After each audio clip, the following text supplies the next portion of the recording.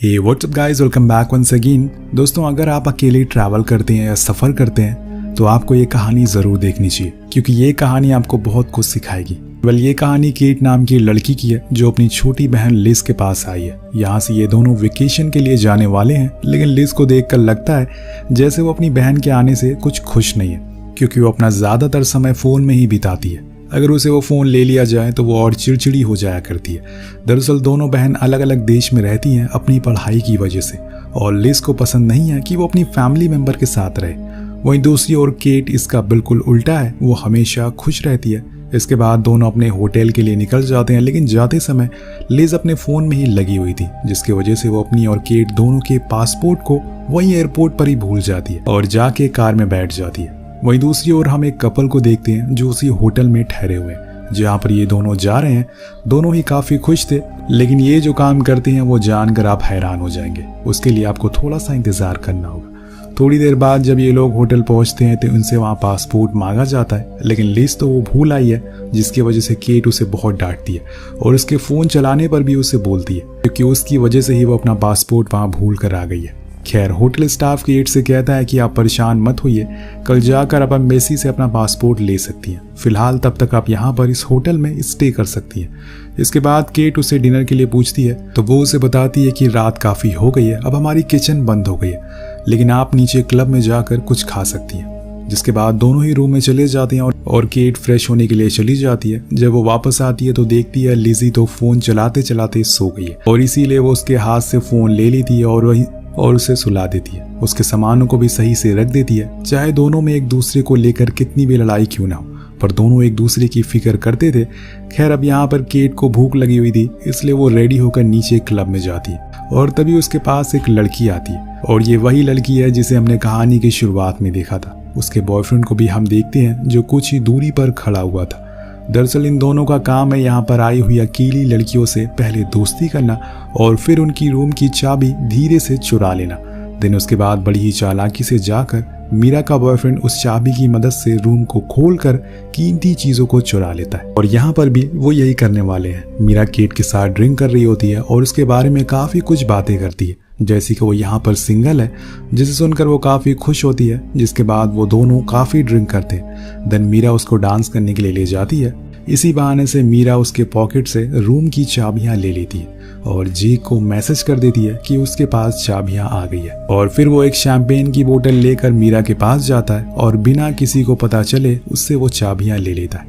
अब केट को हल्की सी भी भनक नहीं होती कि उसके साथ यहाँ क्या हो रहा है, और काफ़ी देर डांस करने के बाद वो कहती है कि अब मुझे वापस जाना होगा, लेकिन मीरा उससे और रुकने को कहती है और उसे किस कर लेती है। जिसके बाद दोनों और ड्रिंक करते हैं। तभी उनके पास दो लड़के आते हैं जो यहाँ पर अकेले आए हुए थे, और उन्हें किसी दो लड़कियों की ज़रूरत थी, पर किस काम के लिए वो थोड़ी देर में पता चलेगा। दोनों लड़के इनसे बात करना शुरू कर देते हैं और फिर इन्हें अपने साथ एक एडवेंचर पर चलने के लिए बोलते हैं। पहले तो केट मना कर देती है कि ऐसे किसी अनजान के साथ जाना सही नहीं है, और वो सोचती है कि यहाँ पर तो वो एडवेंचर करने ही आई है तो उसे जाना चाहिए, और इसमें उसका साथ मीरा भी देती है, इसलिए वो दोनों जाने के लिए मान जाते हैं।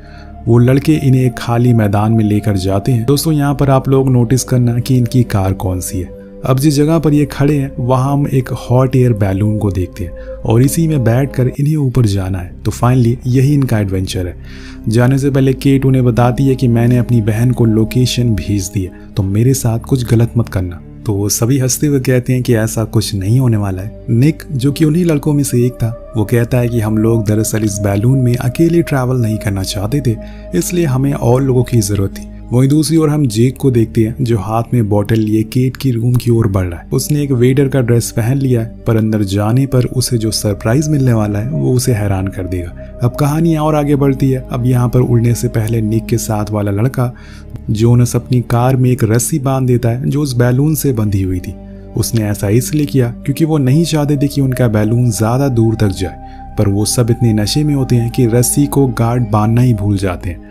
वही हम कार की बोनट पर फ़ोन रखा हुआ देखते हैं, जो शायद उन दोनों लड़कियों में से किसी का हो, क्योंकि उसमें वीडियो रिकॉर्ड हो रही थी। वहीं दूसरी ओर जेक जब रूम में एंटर होता है तो चारों ओर घूमना शुरू कर देता है। वो इन लोगों के बैग को ढूंढता है, लेकिन इतने में लिजी उसे देख लेती है और जाकर एक अलमीरा में छुप जाती है और केट को मैसेज करती है। कई बार कॉल भी लगाती है, लेकिन उसका फ़ोन तो उसके पास ही नहीं था। और इसीलिए वो अपनी एक दोस्त को इस बारे में बताती है, जो उसे कहती है कि जितनी जल्दी हो सके होटल के ग्राउंड फ्लोर पर चली जाओ। लेकिन बाहर तो जेक खड़ा हुआ है। वो अब उस अलमीरा को खोलता है और जब लिज़ी को देखता है तो हैरान रह जाता है, क्योंकि मीरा ने तो बताया था कि केट यहाँ पर अकेले है, तो फिर ये क्या है। वो घबरा कर बिना कुछ चुराए वहां से भाग जाता है और इसी का फायदा उठाकर लिज बाथरूम में खुद को लॉक कर लेती है। वहीं दूसरी ओर इन्हें जब पता चलता है कि जो रस्सी इन्होंने बांधी थी वो असल में अब खुल गई है और इन्हें कोई चीज अब रोक नहीं सकती है, और इसी बात को लेकर दोनों लड़कों में लड़ाई होना शुरू हो जाती है। वो लड़ाई इतनी बढ़ जाती है कि दोनों हाथापाई पर उतर आते हैं, और इन सब में केट बेचारी मन ही मन सोच रही थी कि अच्छा खासा वो अपनी बहन के साथ ट्रिप एंजॉय करती और अब वो कहाँ इन बेवकूफ़ों के बीच में फंस गई। पर उसे ये नहीं पता कि लिज भी इसी समय परेशानी में है।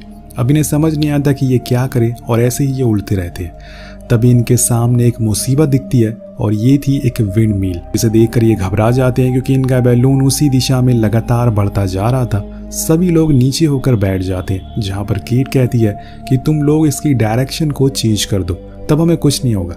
लेकिन यहाँ जोनस बताता है कि उन्हें इसे उड़ाना ही नहीं आता, वो तो बस इसके मालिक के लिए काम करता था और उसे उड़ाते हुए देखकर वो बस इतना सीख गया। अब ये सुनकर केट पूरी तरह से टूट जाती है क्योंकि शायद अब कोई उम्मीद नहीं है उनके बचने की। लेकिन यहाँ जोनस जैसे तैसे करके बैलून के सिलेंडर को चेंज कर देता है जिससे कि थोड़ी स्पीड कम हो जाए। वही हम नीचे रोड पर खड़े एक लड़के को देखते हैं जिसकी नज़र इनकी बैलून पर पड़ती है जो कि विंड मिल की ओर ही जा रहा था। तो वो इन्हें रिकॉर्डिंग करना शुरू कर देता है, पर ऊपर बैठे इन लोगों को लगता है कि अब खतरा टल चुका है, इसलिए वो एक एक करके ऊपर खड़ा होना शुरू हो जाते हैं। पर इतने में एक विंड मिल सीधा बैलून से टकराता है, जिसकी वजह से निक तो बाहर गिर जाता है। इनके बैलून की बकेट भी आधी टूट जाती है। उधर जोनस के पैर में एक लकड़ी का टुकड़ा घुस गया था और वो लगातार चीखे जा रहा था, पर यहाँ पर निक का कोई अता पता नहीं था कि वो कहाँ गया। जोनस उनसे कहता है कि सिलेंडर को बंद कर दो वरना गैस खत्म हो जाएगी, तो वो ऐसे ही करती हैं। और वहीं दूसरी ओर होटल में हम लिज को देखते हैं जो कि होटल के स्टाफ के पास हेल्प हेल्प चिल्लाती हुई जाती है। पर जेक अब होटल से निकल चुका है। वो मीरा को बहुत बार कॉल लगाता है पर वो उसका कॉल नहीं उठाती क्योंकि उसका फोन उसके पास नहीं है, इसलिए वो उस पर बहुत गुस्सा करता है क्योंकि आज वो उसकी वजह से जेल जाने वाला था। लेकिन क्या पता वो चला भी जाए, किसी को कुछ पता थोड़ी है आगे क्या होने वाला है। खैर बैलून पर आते हैं। वहां पर मौजूद केट को एक फर्स्ट एड किट दिखती है जिससे वो जोनस की मरहम पट्टी करती है, लेकिन उसमें पट्टी बहुत कम थी और इसीलिए वो अपनी शर्ट को उतार कर उसके पैर पर बांध देती है ताकि उसका खून ना बहे। इसी बीच मीरा को एक रस्सी लटकते हुए देखती है। जब वो उसे पकड़ने की कोशिश करती है तो उसके ऊपर निक होता है जो जाकर उस पर लटक गया था। वो दोनों ही अब उसे पकड़ने की कोशिश करते हैं लेकिन ऐसा हो नहीं पाता और आखिर में निक के हाथ से वो रस्सी छूट जाती है और उसकी नीचे गिरने से मौत हो जाती है। यहाँ पर अब बचे हैं 3 लोग जिसमें से एक घायल है और 2 बहुत ही ज्यादा डरे हुए हैं। उन्हें कुछ समझ नहीं आ रहा कि असल में वो करे तो करे क्या। पर इन्हें यहाँ एक चीज से छुटकारा तो मिल चुका था, वो थी उस मिल वाले एरिया से दूर आ चुके थे। पर एक टाइम आएगा जब इनकी गैस खत्म हो जाएगी और ये क्या करेंगे। हम लिज को देखते हैं जो होटल स्टाफ में अपने रूम में हुई सारी चीजों को बारे में बताती है, जिसके बाद वहाँ पुलिस आती है जिसे वो होटल स्टाफ से कहता है कि इसके साथ इसकी बड़ी बहन भी थी, लेकिन वो पूरी रात क्लब में बिताने के बाद न जाने कहाँ गायब हो गई। वो ऑफिसर लिज से सारी इंफॉर्मेशन ले लेता है और वहाँ से चला जाता है। अब तो जेक भी वहाँ से चला गया है तो फिलहाल उसे कोई खतरा नहीं है। वहीं बैलून में अब धीरे धीरे करके गैस खत्म हो रही है। तभी मीरा देखती है कि वो लोग असल में समुंदर के ऊपर आ गए, जो कि उनके लिए बहुत बड़ी मुसीबत है, इसलिए वो जोनस से कुछ करने को बोलती है। तब वो बताता है कि हमें सबसे पहले तो अपने आखिरी सिलेंडर को फिर से लगाना होगा, जो कि वो दोनों मिलकर कर भी देती है। इसके बाद केट अपने फ़ोन निकालती है और एक वही है जिसके पास उसके फ़ोन है, पर कोई फ़ायदा नहीं है यहाँ पर क्योंकि उसमें कोई सिग्नल नहीं है। तब वो रोते हुए कहती है कि उसकी बहन रूम में अकेली होगी, मैं इतनी देर से बाहर हूँ, वो परेशान हो रही होगी। ये सुनकर मीरा चौंक जाती है और बोलती है कि तुमने तो कहा था कि तुम यहाँ पर सिंगल आई हो। वो कहती है कि मैंने वो अपना रिलेशनशिप के लिए कहा था, पर तुम इतनी घबराई हुई क्यों? पर मीरा उसे कुछ नहीं बताती, लेकिन उसके दिमाग में वो दिन याद आता है जब उसने और जेक ने एक दूसरे से वादा किया था कि वो दोनों कभी एक दूसरे को धोखा नहीं देंगे और अगर ऐसा हुआ तो वो दोबारा जिंदगी में कभी नहीं मिलेंगे। तो यहाँ पर अब जेक उसे कभी भी नहीं मिलने वाला है। तभी केट को समुंदर में एक बोट दिखाई देती है। वो उनकी तरफ वेव करती है, लेकिन बोट वाले लोगों को लगता है कि शायद ये लोग उन्हें हाय कर रहे हैं, जिस वजह से वो वहां से चले जाते हैं। लेकिन इतने में हमें पता चलता है कि जोनस पानी में गिर चुका है। अब दोनों ही लड़कियां बैलून को जैसे तैसे करके नीचे लाती हैं, लेकिन कोई फायदा नहीं था। वो रस्सी भी फेंकती हैं पर तब तक जोनस पानी में डूब चुका था, जिससे उसकी मौत हो जाती है। देखकर वो और ज्यादा घबरा जाती हैं और वो एक दूसरे से ही लड़ना शुरू कर देती हैं। पर यहाँ पर लड़कियों को लगता है कि शायद इन्हें एक राइटिंग हेल्प की जरूरत है, यानी कि राइटिंग बोर्ड की, जिससे वो मदद मांग सके। इसलिए वो उस बैलून के बकेट पर लगे उस पोस्ट को उखाड़ लेती हैं और ऐसा करने में भी उन्हें काफी मुशक्कत करनी पड़ती है। जिसके बाद वो अपनी लिपस्टिक से उसके ऊपर SOS लिखने की कोशिश करती है, लेकिन बीच में वो लिपस्टिक खत्म हो जाती है। तो केटी क्या करती है, वो अपने हाथ पर एक कट मार लेती है और फिर जो भी खून आता है वो उसे पोस्टर उस SOS को कंप्लीट करती है। लेकिन क्या ये चीज काम आएगी, आगे पता चलेगा। और इसके बाद हम लिज को देखते हैं जिसके पास एक एली नाम की लड़की आती है, जिसका काम था परेशान बच्चियों की मदद करना। इससे पहले लिज ने उसे पुलिस वाले को उसकी बहन की लास्ट लोकेशन के बारे में नहीं बताया था, लेकिन वो एली को बता देती है, जिसे देखकर वो कहती है कि ये तो एक टूरिस्ट स्पॉट है, हमें वहाँ फौरन चलना चाहिए। वहाँ बैलून अब लगातार नीचे आता जा रहा था और अगर ऐसे ही चलता रहा तो वो पानी में क्रैश हो जाएगा। इसलिए केट एक आइडिया सोचती है। वो एक नोट को सनलाइट की मदद से जलाती है, जिसे हम मिरर रिफ्लेक्शन कहते हैं, और फिर उसको बर्नर के पास ले जाती है। तो जो बची हुई गैस थी वो जलना शुरू हो जाती है और इनका बैलून थोड़ा सा ऊपर हो जाता है, लेकिन अभी भी ये पानी के काफी करीब है। इधर एली और लिज को उस जगह पर जोनस की कार दिखाई देती है, जिसके ऊपर रखे हुए फोन पर वो उस वीडियो को देख लेते हैं, जिससे वो समझ जाते हैं कि जरूर वो लोग इस समय पर किसी मुसीबत में हैं। लेकिन अब लिज को अपनी बहन की फिक्र होना शुरू हो जाती है। इसी बीच हम देखते हैं कि केट अपने फोन को खोलती है और उसमें जो हल्का सा नेटवर्क आ रहा था उसको बाहर निकाल कर कनेक्ट करने की कोशिश करती है, और लकीली वो नेटवर्क कनेक्ट भी हो जाता है। तो वो अपनी बहन को फौरन अपनी करंट लोकेशन भेजने में कामयाब हो जाती है, लेकिन अगले ही पल वो फोन बंद हो जाता है। लिज को जैसे ही मैसेज मिलता है वो फौरन बोट लेकर निकल जाती है, लेकिन बैलून अब बहुत नीचे आ गया था, इसलिए ये दोनों उसके ऊपर चढ़ने लगते हैं। अब इन्हें पूरा यकीन हो जाता है कि ये लोग जिंदा नहीं बचेंगे, और ये जानकर मीरा अपना गुनाह कबूल कर लेती है कि उसने ही उसे जानबूझकर यहाँ पर फंसाया था, ताकि उसके बॉयफ्रेंड जेक उसके रूम में जाकर उसके सामानों को चुरा सके। ये सुनकर वो दंग रह जाती है, पर वो कहती है कि रूम में तो मेरी छोटी बहन भी है, न जाने वो कैसी हालत में होगी।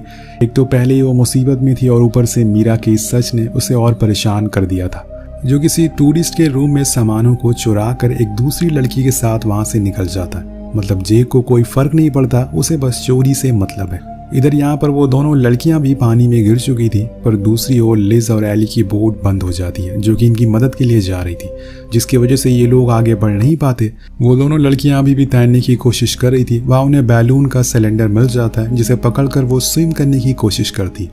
तभी वहाँ पर एक चमत्कार होता है। इनके सामने एक कार्गो शिप आता है, लेकिन इस चमत्कार का भी कोई फायदा नहीं था, क्योंकि इतने बड़े शिप में बैठे लोगों को ये दो छोटे लोग दिखाई नहीं देते, और इसीलिए वो लोग वहां से चले जाते। ये लोग फिर से उसी जगह पर आ जाते हैं, लेकिन वहाँ लिजी और एली दोनों अब पैडल की मदद से बोट को आगे ले जा रहे थे, और बीच बीच में लिज हॉर्न साउंड करती जा रही थी, ताकि उसकी आवाज केट को सुनाई दे अगर वो यहीं आसपास हो। उसकी खुशनसीबी होती है कि उसका ये आइडिया काम आ जाता है, और कुछ ही देर बाद वो इन्हें देख भी लेते हैं, जिसके बाद फौरन इन्हें बचा लिया जाता, और वो दोनों बोट पर बैठ जाते हैं और बहुत ही ज्यादा खुश थे। लिज अपनी बहन को सही सलामत देखकर बहुत खुश होती है। उधर हम जेक के साथ वाली लड़की को देख, जो उसके उठने से पहले उसके सामानों को लेकर रफू चक्कर हो जाती है, और वो सोता ही रह जाता है। और इसी को कहते हैं कि कर्मा हिट बैक, जैसा करोगे वैसा भरोगे। इसी के साथ ये कहानी ये खत्म हो जाती है। वेल, आपको कहानी कैसी लगी नीचे कमेंट करके जरूर बताएगा। मिलते हैं अगली वीडियो में। Peace out.